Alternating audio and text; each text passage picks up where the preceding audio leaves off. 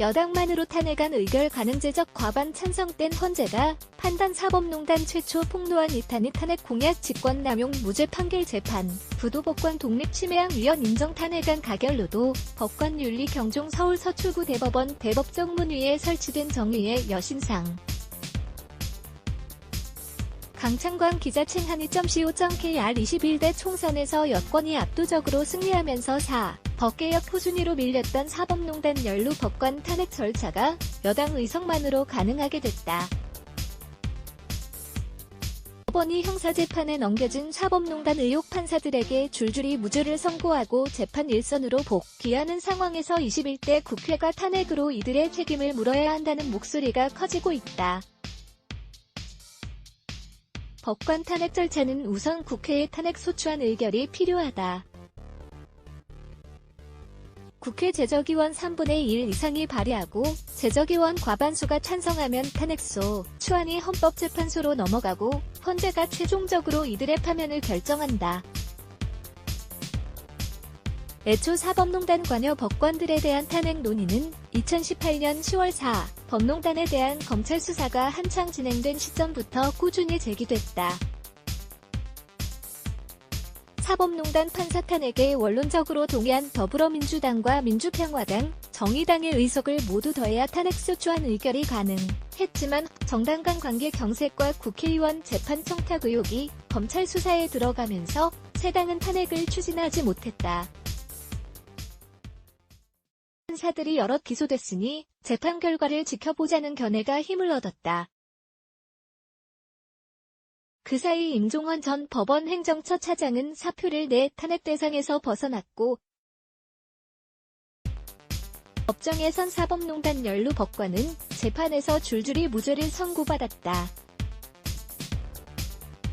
2015년 가토 다스야 전 상케이신문 서울지국장 유죄 판결에 개입해 직권남용 혐의로 재판에 넘겨진 임성근 부장판사와 2016년 정은호 게이트 사건 수사 내용을 법원 행정처에 전달한 혐의로 기소된 신광열, 성창호, 조의연 부장판사의 1심 결과는 모두 무죄였다. 지난 2월 대법원은 사법농단에 연루된 판사 7명, 임성근, 이민걸, 성창호, 조의연, 방창현, 심상철, 신광열을 사법연구 기간이 장기화되는 것은 바람직하지 않다며 현업으로 복귀시켰다. 형사재판에서 무죄가 선고됐지만 법관 탄핵의 필요성은 인정됐다. 판결에 개입해 직권남용 혐의로 기소된 임성근 부장판사에 대해 1심 재판부 서울중앙지법 형사 25부 당시 재판장 송인권은 직권남용 법률 위반은 아니지만 법관의 독립을 침해하는 위헌적 행위라고 판시했다. 탄핵은 공직자가 헌법이나 법률을 위반했을 때 직무를 박탈하는 제도라는 점에서 이 판결은 탄핵의 근거가 된다. 사법농단을 폭로한 판사들이 국회에 입성한 점도 탄핵 논의를 재점화할 것으로 보인다. 법원 내 판사 블랙리스트의 존재를 폭로해 사법농단 의혹을 처음 세상에 알린 이탄희 당선자는 당선 1호 공약으로 법관 탄핵 추진을 강조했다. 서울 금천에서 당선된 서울 북부지법 부장판사 출신 최기상 당선자도 2018년 전국 법관 대표회의 의장 시절 사법농단 수사를 촉구하고 징계뿐 아니라 탄핵 소추 절차도 고려해야 한다는 입장을 표명하기도 했다. 법원 안팎에서는 탄핵 필요성에는 공감하면서도 전례가 없던 일이기 때문에 수월하진 않을 것이라는 말이 나온다.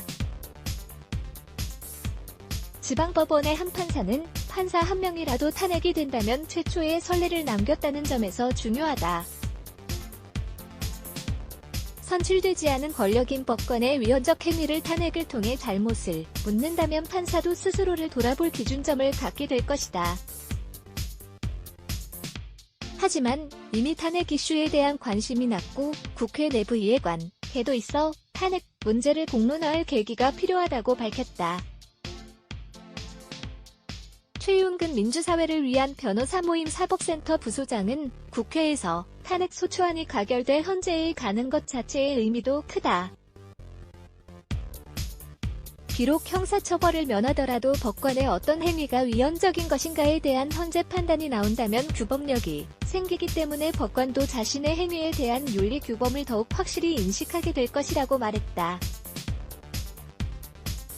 장혜지 기자 편지 한이.co.kr 관련 기사 레츠 블라게즈 Y